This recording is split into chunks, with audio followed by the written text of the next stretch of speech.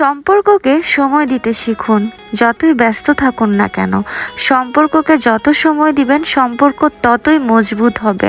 কথা বলুন, অনেক বেশি কথা বলুন। জানেন কি, আমি যখনই আপনাদের সাদমান ভাইয়ের সাথে আমার ঝগড়া হয়, ঝামেলা হয়, আমি তখন আরও বেশি কথা বলি যতক্ষণ না তার সাথে আমার সব কিছু ঠিক হয়। আপনি যখনই কথা বলা বন্ধ করবেন, আপনার ভিতরে এক রাশ অভিমান জন্ম নিবে, আর এই অভিমানটাই আমাদের সম্পর্কগুলোকে নষ্ট করে দেয়। আমি আর আপনাদের সাদমান ভাইয়া চলে গিয়েছিলাম কাশফুল দেখতে।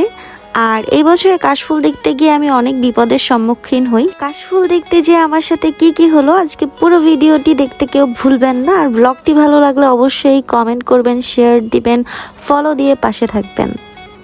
বাসা থেকে বের হয়ে চলে গেলাম 6 রাস্তার মোড়ে। আর 6 রাস্তার মোড়ে যেয়ে দেখি ব্যাপক বৃষ্টি।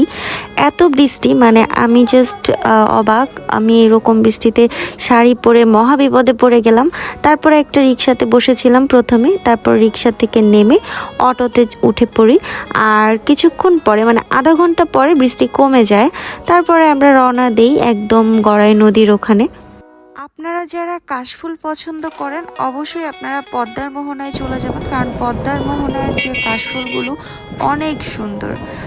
আমরা চলে আসলাম পদ্মার মোহনায়। দেখেন রাস্তাটা কত সুন্দর, একপাশে নদী, আর রাস্তাটাও এতটা ক্লিন, অনেক ভালো লাগছিল। আর বিশেষ করে বিকালে এখানে অনেক বাতাস ছিল। এইখানে নামার পরে কাশফুল দেখে তো আমি অনেক বেশি খুশি হয়ে যাই, কারণ আমি এখানে পিকচার তুলবো। আর আমি কিন্তু ইদানিং পিকচার অনেক কম তুলি, কারণ আমার আসলে ব্লগ করতে হয়, যেহেতু আমি এখন প্রফেশনালি ব্লগ করি। আর এখন আমার ব্লগ করতে অনেক ভালোই লাগে, কারণ আপনাদের সাপোর্ট ভালোবাসা পাওয়ার পরে আমি অনেক বেশি ইন্সপায়ার হয়েছি, যার জন্য আমার ব্লগ করতে এখন অনেক ভালো লাগে। কিন্তু এখনই বৃষ্টি নামলো, আর আমার মনটা অনেক খারাপ হয়ে গিয়েছিল যে বৃষ্টি নেমেছে, আমি আর আজকে পিকচার তুলতে পারবো না, ভিডিও মেক করতে পারবো না। তারপরে আমরা অনেকক্ষণ রাস্তার মাঝখানে দাঁড়িয়েছিলাম দুইজনা। ছাতার মধ্যে এরকম বৃষ্টি হচ্ছিল, আর বিশেষ করে এত জোরে বৃষ্টি আমি ভিজে যাচ্ছিলাম। আমার কাছে খুব ভালো লাগছিল এরকম ওয়েদার। আপনাদের ভাইয়া কিন্তু আমার অনেক জ্বালাতন সহ্য করে, অ্যান্ড আলহামদুলিল্লাহ আমি অনেক খুশি যে মানুষটা আমার এতটা পাগলামি সহ্য করার ক্ষমতা রেখেছে। মানে আমি কিন্তু বরাবরভাবেই অনেক বেশি পাগল আর অনেক বেশি জ্বালাতন করি তাকে। আর এই যে দেখেন আমরা কতটা মজা করছিলাম। আমার টাকা গাড়ি কি আছে আমি জানি না, কিন্তু আমার জীবনের সব থেকে বড় সম্পদ হচ্ছে আমার স্বামী।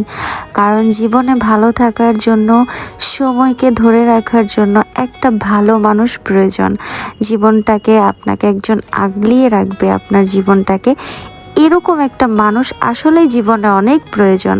আর এই যে দেখেন আমি আমার মানুষটাকে পেয়ে গিয়েছি। আল্লাহর অনেক অনেক রহমত আমার প্রতি যে আমি এখন অবধি তাকে নিয়ে অনেক ভালো আছি। তো আজকের ভিডিওটি এই পর্যন্ত। যারা যারা আমাদের ব্লগ দেখেন, আমাদেরকে পছন্দ করেন, অবশ্যই আমাদেরকে সাপোর্ট করবেন, কমেন্ট করে আমাদের পাশে থাকবেন। আল্লাহ হাফেজ সবাইকে।